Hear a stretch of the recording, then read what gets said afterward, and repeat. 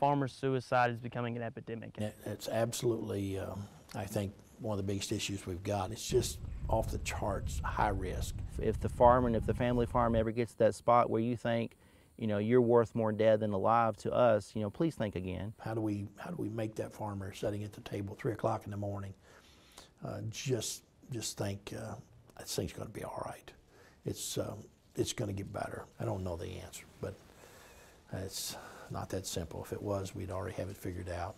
Our policymakers are not visiting farms enough. We must find a way to reach out and save the lives of farmers who feed us every day. Am I doing enough to make people know they're not alone in a fight that stress brings? If all we're doing, you know, Farmer Suicide Prevention Day, you know, bringing awareness to it, if it just saves one life, then everything's worth it. Never the end of the world. There's always another opportunity around the corner.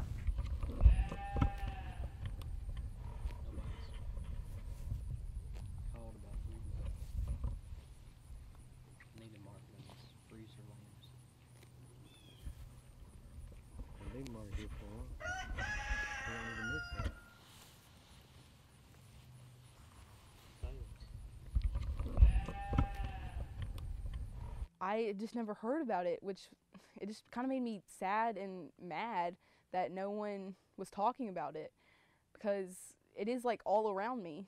So why hadn't I heard this before? Farmers are the most independent, sometimes the most hard-headed people in the world, and very, very proud. And talking about your problems is typically not at the top of the list of anything that a lot of them would do. You know, if we have a physical condition, you know, if someone is a diabetic, you talk about their diabetes. If they have heart failure, you talk about their heart condition and the ramifications of that. But unfortunately, when people are under stress, we don't talk about it. We are such a tight-knit community. Like, we know everybody and everybody knows everybody. And so just thinking that like someone you know so well could have those thoughts floating around just is really, it like hurts to think about. So it's something that a lot of people just don't talk about. Rural communities, I mean, everybody knows everybody. When I was a kid growing up, we had a barn burn. The whole county came out. We built the barn back in 3 days.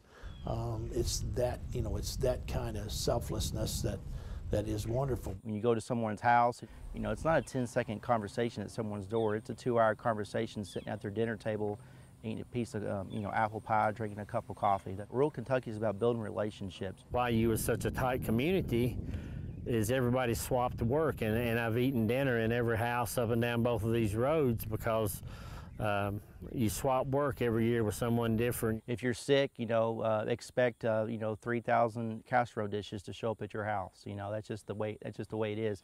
Everybody tries to watch out for each other. Everybody tries to help everybody. I have a colleague that said that in the communities, when someone dies from suicide, it's a non-casserole disorder.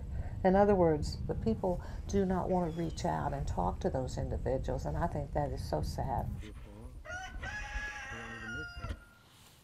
We've never done it so good. I'm telling you, in terms of producing more with less, in terms of managing the land, taking care of the land, taking care of the animals, keeping the water clean, all the things that require to be sustainable, we do every day and do it the best we've ever done it.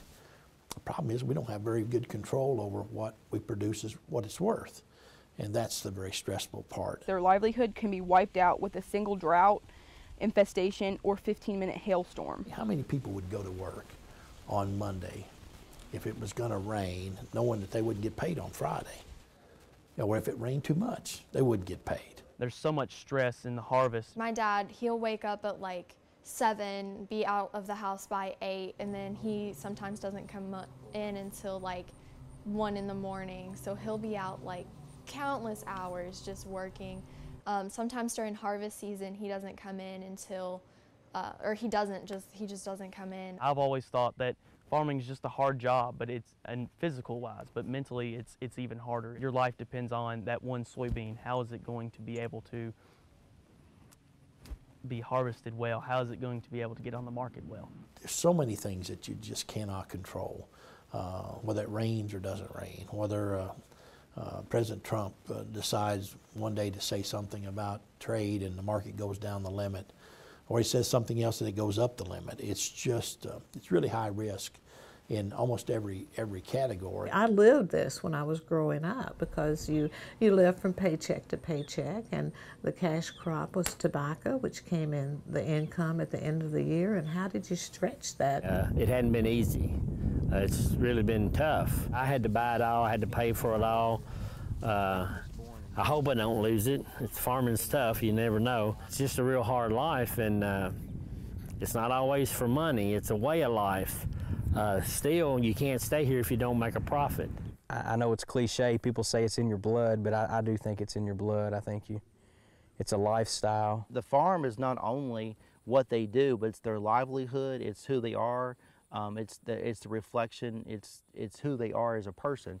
So when the local farm, takes a hit and a local farm goes out of business, a lot of times that farmer takes it upon themselves, 3 o'clock, 4 o'clock in the morning, they're sitting at the supper table, everybody else is going to bed, they're looking at the bills, they're looking at the market, they're looking at what they can do this year, what they can't do this year, and sometimes that just hits them hard. I farmed for 20 years, and they're in the pig business. I love the pig business. And then in December of '98, it got so difficult. Hogs got to 10 cents a pound. Break even was 35 cents. And I'm one of those guys that sat at the table at 3 o'clock in the morning and wondering how in the world am I going to pay my bills. Couldn't sleep. The stress was overwhelming. I mean, I never thought about suicide, but I had to start over at 43 years old. I was embarrassed. I was ashamed. And I will tell you, 20 years later, I sit here as the connection between the governor of Kentucky and agriculture. What looked so bad 20 years ago turned out to be a blessing. In 2010, Dean Pearson, a 59-year-old dairy farmer, shot all 51 of his milking cows and then turned the weapon on himself, leaving suicide notes on cow tag cards stating that he was overwhelmed by personal and financial issues. Farmer Matt Peters left a letter to his wife on May 12, 2011, before committing suicide. That morning, standing in their kitchen, he had told his wife that he couldn't think and that he felt paralyzed. It was planting season, and Matt was working around the clock to get the crop planted on time. He hadn't slept in 3 nights, and stress was high with decisions to be made. Unfortunately, Matt and Dean's stories are not all too uncommon. I was surprised at the study I did. We did 3 focus groups of farmers and their family members, 1 in Tennessee, 2 in Kentucky. There were 27 people, I think, that total, 26 or 27. And 7 of those individuals said that they knew someone personally who had committed suicide. There's a story about a farmer down in Georgia here recently. He was a dairy farmer. He was early 60s, close to retirement age, but not ready. Farmers never really retire. And he kind of got all his personal things in order, sowed the farm, got the wheel ready, and everybody just thought he was retiring. And when he got everything done, he woke up the next morning and committed suicide. And it was a shock to everybody. Nobody knew about it or seeing it coming. And the question was, man, if he just opened up to somebody, if he just had that conversation with somebody, a friend or a family member, we could have stopped that. How do you convince people you don't have to farm? There's other things you can do. I'm on a little team called the Dixie Ag Safety Team, which serves the LaRue County and Hardin County areas through youth and FFA, and we kind of combine and make a symposium every year, and we focus on something. And last year it was farmer suicide. And so every year they have a scholarship contest, and this year it was write a letter or an essay to a farmer, just explaining to them that what suicide meant to them and what losing them would mean to them.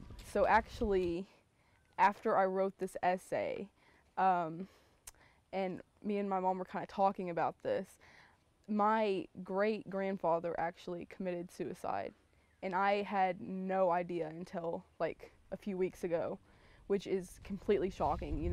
I just had no idea and was just raised just not knowing this at all. And in my family, it's just completely, like, no one talks about it, which is shocking. So whenever I found this out, I was completely shocked because I thought, like, this just happens in other families and it's a problem. But to just know that I'm so connected to it without even realizing until just a few weeks ago, literally. It was just sad. At the Capitol, September 18th, we had Farmer Suicide Prevention Day at the Capitol. Dear Dad. She read that letter, and I don't think there was a dry eye in the crowd. Dear Dad, I know the past year has been tough. I've seen it all firsthand. I've seen the falling rain and the falling prices making you and countless other farmers in the agricultural community feel like you too are falling, deeper and deeper into countless black holes. You're falling into the belief that it will never get any better. You're falling into situations where it's getting tougher and tougher to pay the never-ending pile of bills. You're falling into levels of stress and depression that you didn't even know existed, and that has become the life of the American farmer. January 1st, everyone outside of the agricultural community celebrated the new year. But for you, it's not a new year, and it's definitely not worth celebrating. Sure, it's January, but last year's crops still aren't in, and it's getting to be too late to do anything about it. They'll soon be way too far gone. This makes you feel like you're falling even deeper. I know that it is situations like these that have caused the suicide rate of American farmers to continuously climb. I know that the world needs farmers. I know that I need farmers, and I know that I need you. I, however, don't know the thoughts that are floating around in your head. I don't know if you're one of the many farmers who every day think that suicide might just be the answer. I don't know if you think that doing the unthinkable is the only way to stop that falling. But I know for a fact that it's not the answer to anything. As your daughter, I have grown to love farming just like you. You established our family farm by yourself. You are a first-generation farmer, and that in itself is a huge accomplishment. You have worked your entire life for this. You did it, and as you did, you helped raise 4 kids who love it just like you do. Think of us, we think of you. Nothing is worth losing you. The farm may be struggling and money may be tight, but Dad, suicide is never and never will be the answer. Think of me, I think of you. At the end of the day, I would much rather come home to my whole family and a struggling or even non-existent farm than a broken and hurting family and the whole farm. To be totally honest with you, if I lived knowing that the farm was the reason that I was without a dad, my vision of the farm would be permanently scarred for eternity. I would never be able to look at it with the same passion or with the same love that I do right now. Think of me, I think of you, Dad. There is nothing worth losing you. Nothing is worth losing an American hero, an American farmer. Think of me. I think of all of you. Love, your #1 fan. Just having that event at the Capitol, there was people in the audience, there was people on Facebook. Once that went out, Warren Beeler, he's the governor of agriculture policy, he's the director, and he was there that day to help us with the proclamation on behalf of Governor Matt Bevin. And he posted on his Facebook that night. Almost, I haven't checked the latest, but a couple days after he posted, there was like 600, almost 700 likes, but the comments below, and then that just led to other conversations. And I've already gotten phone calls. Dale Dobson's already gotten phone calls of say, "Man, we're glad you're all doing this. Here's my story." And once you start that conversation of "here's my story," and people like that post something on Facebook like that, that breaks the barrier down, that breaks the wall down. Then someone else like, "Oh, you mean someone else is having trouble with that? Well, maybe I need to talk to somebody because I'm having that same trouble right now." Once that conversation starts like that, once those barriers come down, once that brick wall comes down and conversations can start, that's when people are helped. My wife always has a rule. When somebody sends me an ugly email, the 2-day rule we call it. Give it 2 days, never as bad. And that's kind of the same way with the stress and the farming deal. We live on hope, and if we don't let it get us down, we just know it's going to get better, and it will. It will. The market goes up and down. They said at our meeting the other day, that thing that a lot of people who contemplate suicide as farmers just do not feel appreciated. So how do we change that? What do we do, and how do we do it? That's the question. When you go to the grocery store and you see the potatoes and you see the lettuce and you see the green beans and you see the meat and you see the the beef and the pork and the chicken, that come from somewhere. And even we're sitting right here in my family farm. We're about 40 maybe 45 miles from Louisville, downtown Louisville. But that 45 miles, it's a huge separation from the family farm to to the store shelves. We need to be a nation that's more thankful. We need to really think about Thanksgiving and what it means. Next time you pick up that fork, I said, thank a farmer. When you see a need in public service, things that you wish could happen that's not yet happening, it's either complain about it or step up and do something about it. Suicide's been a big issue in my life. I had a friend recently, a few years back, that committed suicide, and once I heard about that, I really wanted to start making a change. And when I heard of the opportunity to work with farmers' suicide and mental health awareness in farmers, it really was a big thing for me. So I did that through FFA and the Department of Agriculture. Farmers, they're very prideful about their land, their operations. They're proud about what they have and what available. At the same time, they're very humble. A lot of times, they're not going to pick up the phone to call a suicide hotline. But if we can get something in place to where they might call a universal center, you talk about extension services, you're talking about Kentucky Farm Bureau, you're talking about Department of Agriculture. If everybody kind of works together, if we can kind of get a center in place where they might call about one subject matter, but what we're hoping is on the other end of that phone line, when someone is trained in getting those avenues of support out to that farmer, but they're also trained in suicide prevention, and they can pick up on the conversation, and then maybe they can open the door to that conversation while they have that farmer on the line, and then they can get that farmer to the avenues they need to go. If we can link those two worlds together, we're going to save a lot of lives. So hopefully coming up in the budget cycle this year, we can kind of put those things together and make that whole project a reality. I would always think you had to be big, and I couldn't borrow so many $1 million to start a sausage company, or I couldn't do this or that. But when I realized that I could stay very small and sell to my neighbors is when things started clicking. And in about that time that I was involved in that, then the state of Kentucky came up with Kentucky Proud products, and I joined all of that, got some promotions.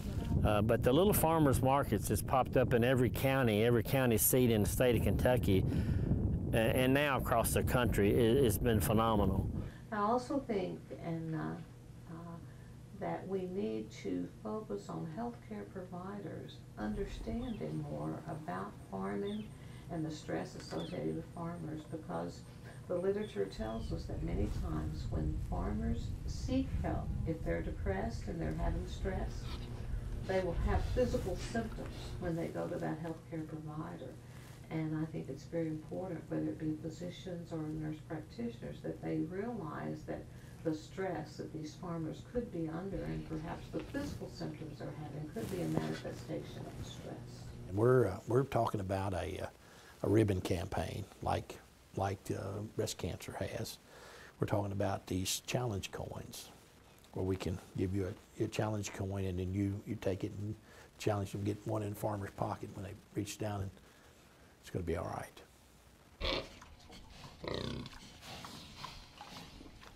The young people, I'm telling you, the young people are really on track with a lot of this. I believe with what we're doing, the kids you've spoken to, me and Sydney and Madison, I believe the kids you've spoken to, I believe we are the future of agriculture, we're the future of this country. And I have a strong belief in the future. And I think that will lead to change. I think a lot of us are passionate about our world, about our community. All of us participate in a lot of community service, and we care about people. And I believe that's what our world needs. I believe that's what we as youth have, and I think that will lead to a lot of change in our future. The biggest thing in agriculture is not crops or livestock, it's people. We need people.